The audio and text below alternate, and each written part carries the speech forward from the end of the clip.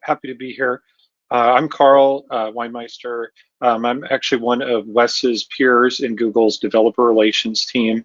And I think this session will be a nice complement to what you just saw, where Wes showed a couple examples actually of using AI, maybe in subtle ways, but very powerful ways. Things like that integration you saw in terms of Gmail and basically looking at images.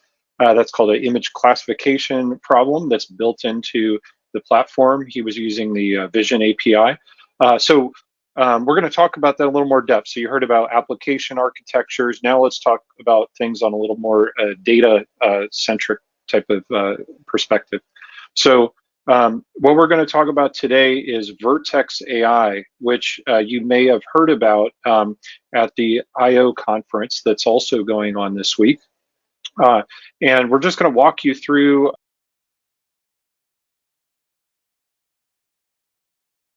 There we go. I got muted somehow. Ron, did you hear most of that, or do I need to restart? You were just talking about the I/O conference. Yeah. Okay. Sounds good. Yeah. So the I/O conference is going on this week, and we did a basically announcement around Vertex AI, which is Google Cloud's AI platform. So today I'm just going to walk you through that and walk you through an example. So let's go ahead and get started. Here we go. Okay, so Vertex AI provides a tool to support the entire ML workflow for different model types and different levels of ML expertise. So what you're going to see today is whether you're a developer or another role where you're a little bit new to machine learning, or you're an experienced data scientist, there's probably something for you. So our agenda today, we'll kind of just, again, walk through end to end about Vertex, some of the main concepts, and then ML ops, which is putting all of this into production. So of course we need one of these eye charts that has all the different components. I'm not actually going to go through all of this, but just one thing to keep in mind when you look at the very top of this diagram, this kind of walks you through the different stages of machine learning, everything from taking data through to building your models, deploying them, and then managing them in production, and the tool sets that kind of fit in there. So Vertex includes a breadth of all of this. Okay, so let's walk through how to get started. Okay, you saw that big map. Let's kind of look through a decision process. So do you have your own training data? Let's start there. And maybe you're asking, what is training data? So machine learning really is about learning from examples, right? In traditional programming, like you may have seen, some of Wes's examples just now, it's about, I've got some inputs and I'm coding up some rules to get outputs. Makes a lot of sense. You take the input, you apply a transformation, you get something out of it. Machine learning takes a little bit different approach where you don't know what the rules are, and that's what you're learning. You have inputs and you have outputs, and through the machine learning algorithms, you're learning what those patterns are and inferring what the rules are. So that's what training data is. It's what you use to learn from. So if you don't have any of that data, basically you want to solve an AI problem, but you don't have examples to learn from that have been labeled, which is called supervised learning, then you can use pre-trained APIs. Pre-trained APIs are what exactly you saw from Wes's examples. Translation, we've already done it. We've gone through major, what are called a corpus that we train on of language information going from English to Spanish as he did, or image AI algorithms that basically are going to classify pictures into different categories. So we already have done that. If you don't want to train with your own data, use a pre-trained APIs. If you do, and you want to write your own model customized for your problem, then we're going to go down this path. So if you don't want to write code, use AutoML. If you're okay using TensorFlow or other frameworks to write your own ML model, you can use our custom model tooling. So that's kind of the spectrum that we have here. Let's just briefly touch on the pre-trained APIs. Here's a few of them you see here. Natural language, speech to text, video intelligence. They're all really cool. Video intelligence. Let's pick that one. you could give it a video clip and it will tell you, what's happening in the video. What are the different entities that it's found? When are they entering the video clip, exiting? It can do things like audio transcription, etc. Gleaning intelligence from the video. So vision is similar, natural language. You're gaining insights from data that you pass into these APIs. Okay, let's focus more on custom tasks though today. So we're going to walk through that end-to-end process. Let's take a look. So the tools you're going to see today support a couple different modes of development. One is UI based. So you can essentially just import, say, CSV files or locations of images in storage and upload those and walk through the menus. Or you can use our SDK and define things like here you see you're defining an AutoML training job, then you're running that job in the cloud. The first is a good way into the UI to get familiar with the product. And then once you need things to be more repeatable, using the SDK makes a lot of sense. Let's first start with data sets. So with Vertex, we've oriented the platform around different types of data sets, right? So the notion of AutoML and custom models kind of being distinct is really, they've come together, right? And we're focused on what are you trying to solve? So here you see some different examples. Let's walk through each of those. So for images, a couple out-of-the-box data set types we have are image classification and object detection. And you see the examples here. Classification is what type of cloud is it among these different choices? Object detection is finding objects within a picture and drawing the bounding boxes around them, coordinates X, Y, width, height, that kind of thing. That's what you're trying to use with object detection. And for tabular data sets, we have regression and classification problems. Regression is predicting a number. Given let's say one example we have in our tutorials is predicting the miles per gallon. Given type of vehicle, its engine type, its horsepower, etc., how many miles per gallon do we expect it to have? So predicting a number. And classification is, again, that idea of choosing the class or category. Which bucket does something fall into? Is it going to be true or false? So this is for tabular data, very common. This is the data that you have in databases, rows and columns.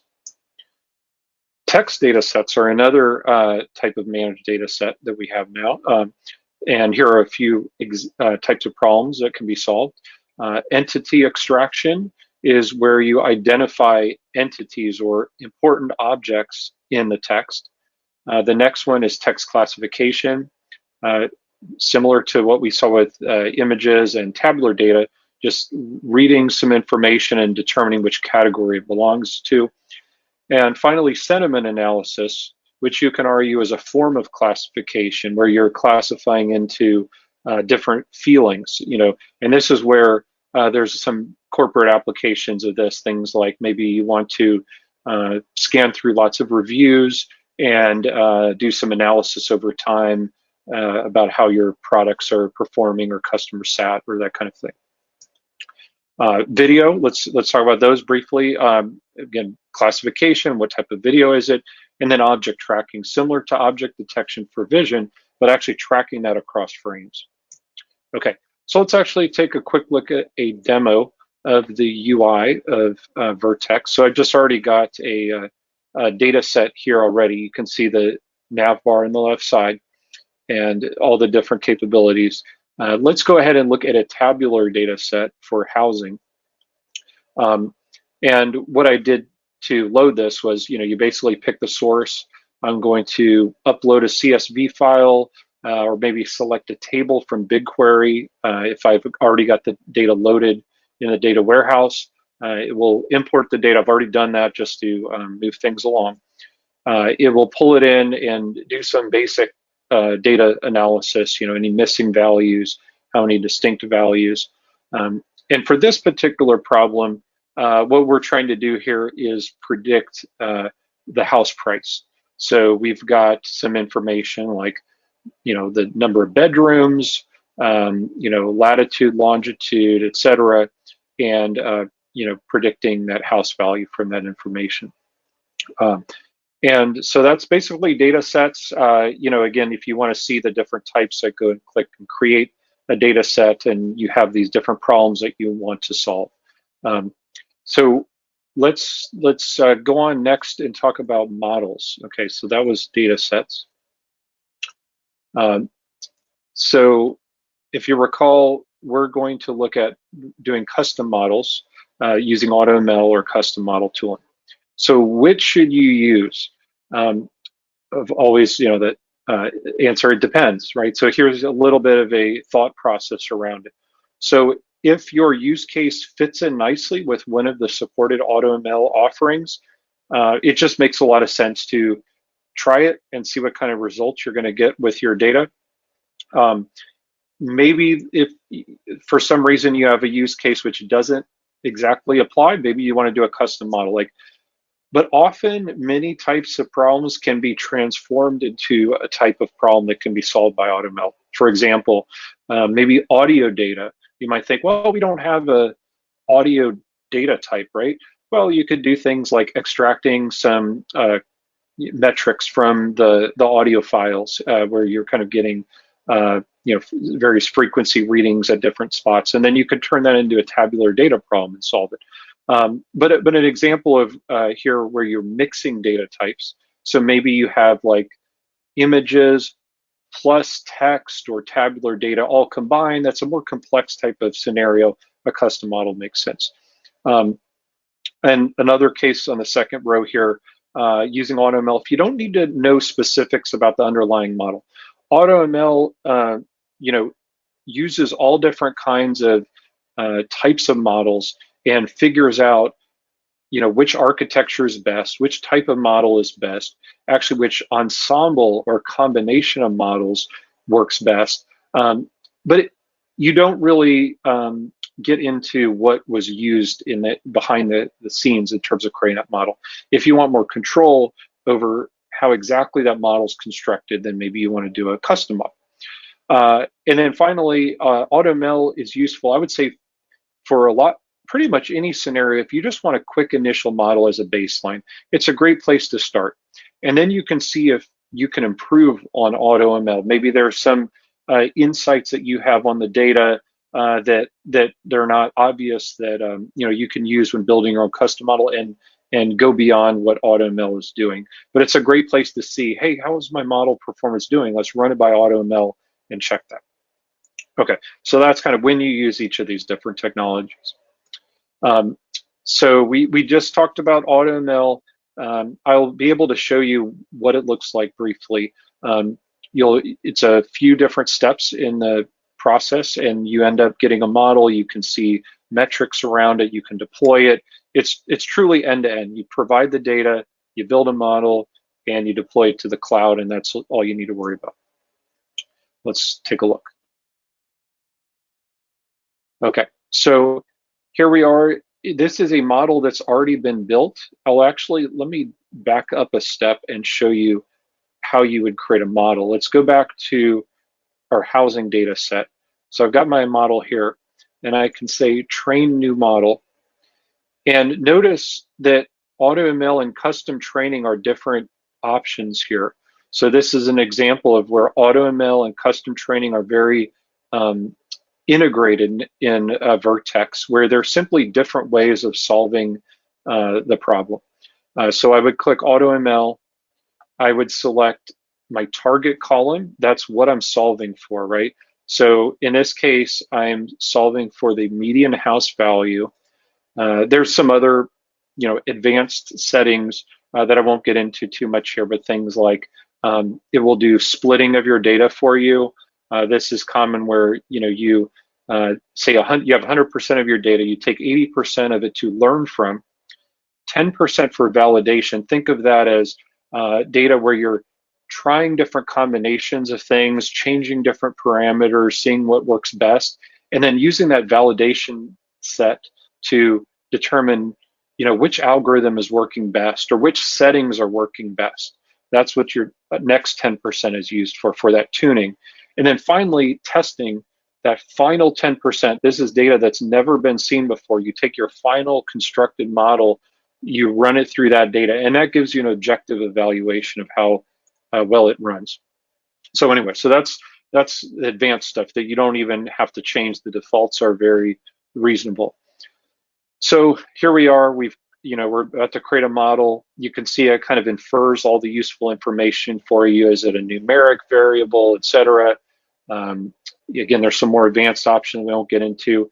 Click continue, and then finally you specify a budget. And all what this basically says is the search space that you want to take up, like how much time to find that optimal model. If it starts to find a model where it's not improving performance anymore, it will do this early stopping. You see that's turned on by default. Almost always that kicks in before it hits the maximum budget. So you can either manually cap it to say, I want this to run in 1 hour, or you can set it a bit higher and it will stop early if it finds that optimal model. So anyway, you just enter your budget, hit start training, and it goes. And then you'll get an email when it's finished. Simple as that. So that's the model creation part. Let's look at, once we have a model, what it looks like. So this is the model evaluation page. And what this does is it tells you, information about your model, right? Like, the mean absolute error, how far were you on average from the correct prediction, things like R squared going from 0 to 1, basically how much, 1 being your model, explains the variance, 0, it does not, so this is a pretty good model. And then finally, what the important features are that basically drove the predictions overall across your whole data set. Which variables are the most important? And this kind of can help you where you're not only getting understanding, but maybe tuning what type of inputs you want. Maybe there's some things that if they're very low feature importance, you say, I want a simpler model. I don't want to have all these 7 different variables in here. Let's make it only based on a few of the most important variables. And sometimes you might even find that improves your model performance by keeping it simple. So we could go on for a while about feature importance, but that's where we've integrated explainable AI into AutoML. So the next thing you can do is deploy your model, and this is where you can deploy to an endpoint. And this is where you take that model and you put it in the cloud, right? And you have an API that you can access. And so you see here with the sample requests. You can, use Karl, of course, and just kind of through standard, REST services access it. And also even gives you some information for, a quick start for Python to be able to integrate this into your code. And there's other languages, Java, et cetera, where you can get predictions from that endpoint. So let's see, the other thing I can mention real quick is batch predictions. So that's another form of prediction where maybe you don't need an answer right away. Like this online predictions is with the other type. That's if, say, you're including it into a business application where, you click a button and you want to answer right away. Batch predictions might be, oh, this is a nightly process. We're going through a lot of data. We don't need an answer now, but we just want to go through a huge batch. That's where you'd point it to a database or a table or maybe CSV, et cetera, and it's going to run it and get back to you with that. Okay, so that's models. Okay, let's keep moving. Check out more of the platform. All right, so let's talk about custom training. So when you train a model here, you can use several different frameworks. Here in the screenshot, we're showing TensorFlow. There's several popular frameworks that are built in. What you do is you take your training code, that's your custom code, where you define your model, and you create a training package for that's going to run in that pre-built container, and that's what gets run on the cloud. And custom training is very powerful. This service does things like distributed training, where you can run your training across multiple nodes. It can also take advantage of GPUs if you have a workload that can take advantage of that. And it is even something called hyperparameter tuning, where you can find optimal values in your model by running different experiments. It can try, running it, say multiple variables in different ranges, and then tell you, oh, well, this particular model with these combination of variables gave you the best accuracy, so you'll want to use that one. So it's got all of that built in. So for both AutoML and custom code models, they both can be deployed to endpoints. And endpoints are where you host the model, right? You basically version the model, and then you have an ability to even split traffic between models. So if, say, there's a model that's experimental, where you've made some improvements, you're not sure you want to just roll it out super widely in your organization, you might say, I'm going to create a traffic split of 95% to my existing model, 5% to the new one, kind of see how it goes, and then end up switching that over time. That's something you can do. So let's check out endpoints. Here we go to endpoints. I've got several of them loaded. Maybe an easier way here, we can go to, we're at our model, and we can look at our model properties, and we should be able to see, here's deployment. We can see where that model's actually already been deployed. So I can click here in the UI. Remember, everything I said you could do in the SDK as well, but here I'm just showing on deploy to endpoint. And I can actually see where it's deployed to. And this is where you have that operational dashboard where you're seeing, how many hits are being accessed here, what the logs are, if there's any errors, all of that are going to be on the endpoint. Okay. All right, so let's kind of wrap up today talking about machine learning operations. So we'll walk through a couple tools that help you with that. So notebooks, let's start there. Think of this as your development environment for data science. This has popular data science frameworks pre-installed. This is where you actually write that custom code. And so you've got many data scientists working on different problems. They can all create their own notebook instance and solve those problems. And so MLOps, though, with whatever you're building, will help with this process of productionizing and standardizing.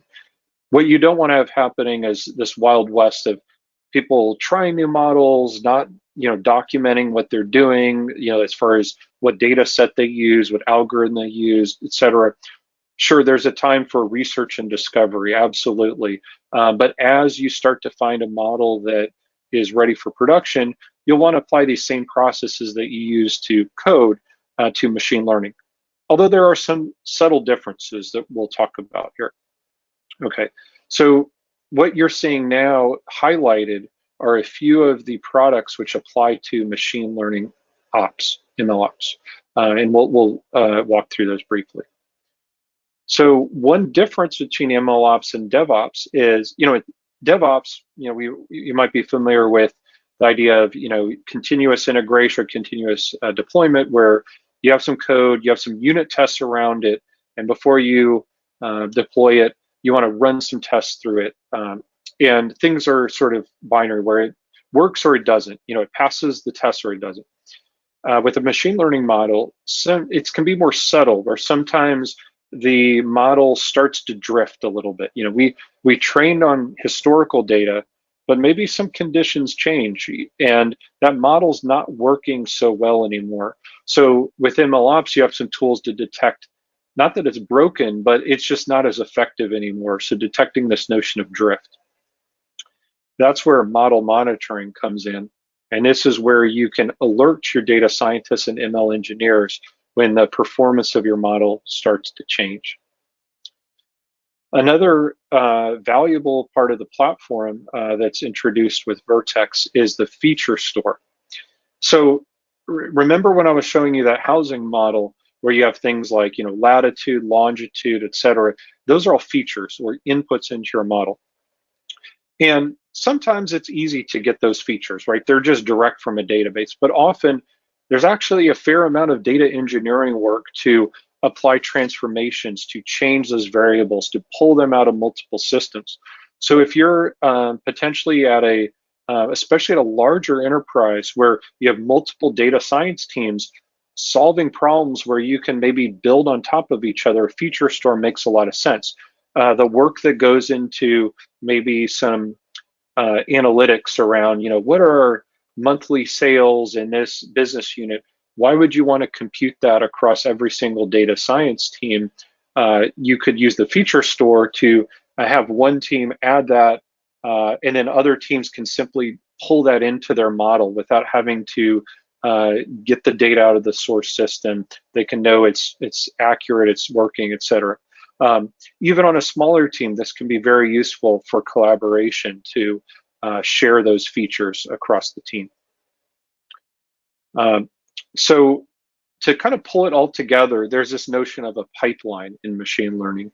And in Vertex, we have now managed pipelines, which is a totally serverless environment for your pipelines. So you don't have to worry about running this on a cluster or anything like that. It's just all hosted for you. So I'm just going to go a little bit quick because I know that we're running out of time here. So this is managed pipelines. I'll actually show a quick demo of this for you. So it allows you to build an end-to-end pipeline, which is a set of steps to execute on a machine learning workflow. You'll be able to set up logic, branches, store metadata for each step so you can see what was produced at each step of the pipeline. And it supports common security standards, customer managed keys, VPC security controls, all those kind of things. Okay, so let's wrap it up with our last demo. Here we are again in the Vertex AI Pipelines tab, and I've got a pipeline. This is a basic pipeline that I've built. Well, actually, this is one that's got a little bit more logic to it. But let's kind of walk through how this works. So the first step of the pipeline was creating the tabular data set, for this housing example. This is where, you look at the inputs and outputs. I pulled in data from a BigQuery database. I ended up with a data set as an artifact from that. Remember those managed data sets. I created that with each step. Then here is where the training happened, where I built the model with AutoML. This was the training step. The output of that step was this model that you see here.